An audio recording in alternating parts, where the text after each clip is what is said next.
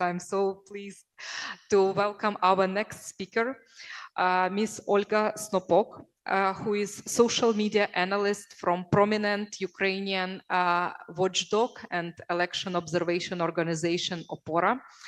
Olga has been instrumental in analyzing the impact of social media on public opinion and electoral processes. Olga knows the best in terms of how Ukrainian politicians use online media for their campaigning, and while Ukraine unfortunately is not able to conduct elections during the war, it doesn't mean that politicians do not spend money on politics. So Olga, please welcome, and we are looking forward to hear your insights. Good morning. Thank you very much for inviting me to this conference and for the opportunity to talk about the challenges we face in political finance in era of digitalization.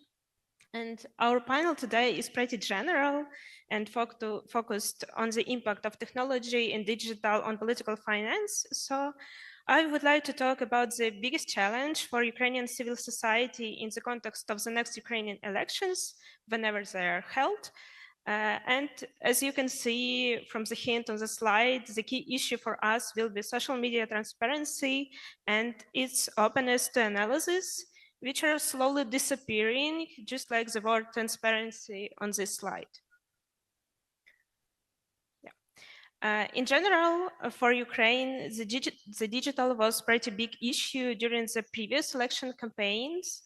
In 2019, 2020, for the first time, social media outstripped all other sources of information in Ukraine and became a powerful platform for campaigning among Ukrainian politicians and parties.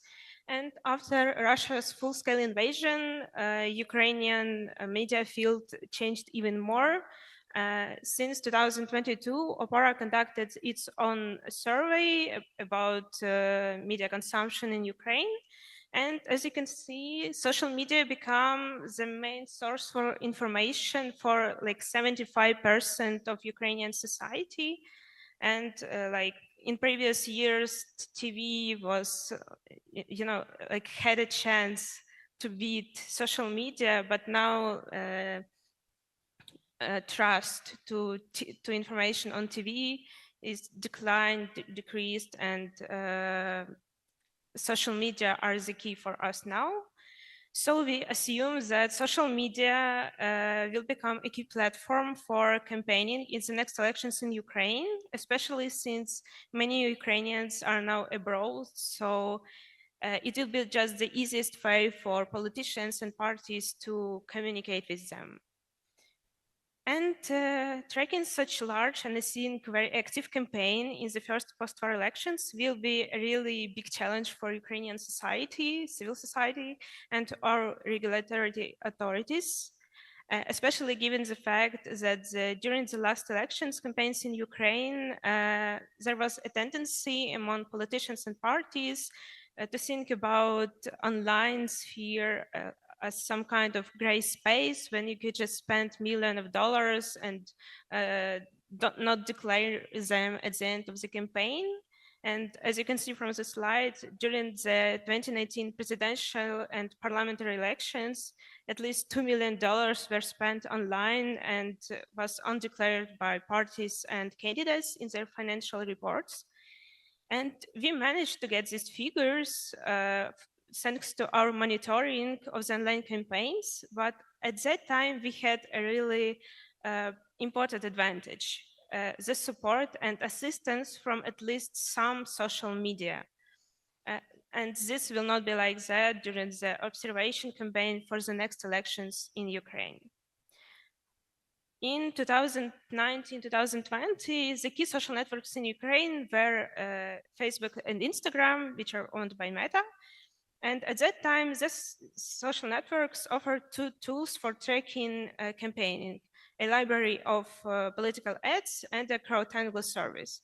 The first allowed us to track the expenditures of politicians and parties on online political advertising, while the second allowed us to look at some, I don't know, bots, and networks of accounts, disinformational campaigns, etc., etc.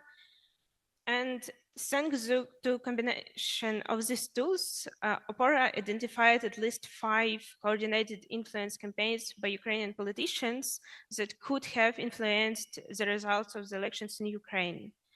But such things will be almost impossible during the next elections in Ukraine, because in August 2024, Meta will stop supporting CrowdTangle. And now, if you want to get access to the data that previously Meta just gave you, Meta wants to check all of your work, check all of your researches before the publication. So this reduces the likelihood that the civil society and the state will be able to respond quickly to cases of disinformation and influence. And this raises very serious question about whether we will be able to effectively counter disinformation campaigns, including those from the Russian Federation, which I'm convinced will be very powerful. And the example of Meta is unfortunately not a unique case. As civil society actors, we can see that the general trend among social media now is reducing transparency and accessibility of data. An example is YouTube, which has been promising to think about opening a political advertising library for Ukraine for several years now, but hasn't done it yet. And of course, another example is social network X, previously Twitter, which were also tried to conduct observational campaigns, but after Elon Musk came and introduced paid access to the API, we couldn't afford it, because now full access to this data costs about $50,000. So social networks today are ready to respond to requests from big players like the US, like the European Union, but countries like Ukraine, which are not under this amazing umbrella of GDPR and the Digital Services Act, cannot just talk to social media about the needs of political finances monitoring during elections.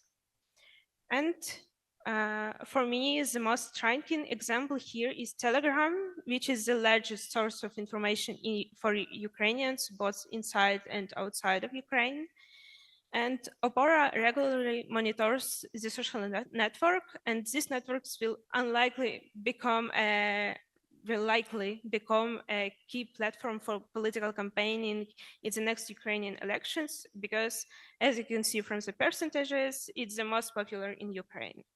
And by coincidence, it's the most non-transparent social network ever. And just few points here. First, the Telegram refuses to cooperate with state institutions, with government and civil society actors, and refuses even start conversation about changing its policies and adapting them to the electoral context. Second is that this network was created and is controlled by a Russian developer with potential ties to Russian intelligence agencies. And the third point is that Russia is now honestly very good in using Telegram to create disinformational campaigns. And this most likely means that disinformation campaigns will be huge in this social network during the next Ukrainian elections. And in the context of Russia's success in Telegram, I just give you the example of the temporarily occupied territories of Ukraine. In OPORA, we had some researches about this region, and in the summer of 2022, we found about 600 active propagandistic Telegram channels created by Russia on temporarily occupied territories of Ukraine. Earlier this year, we conducted this research again and found almost 2,000 such channels. So when we think about the next Ukrainian elections, I suppose that we will see something like that in the field of campaigning. And due to the lack of monitoring tools for Telegram, we will not be able to effectively counteract here.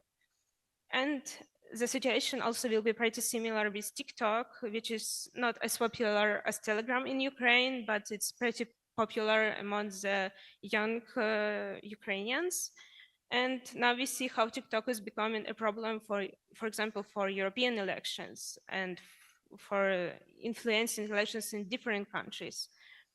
And this platform also doesn't allow any possibility of monitoring of political campaigns.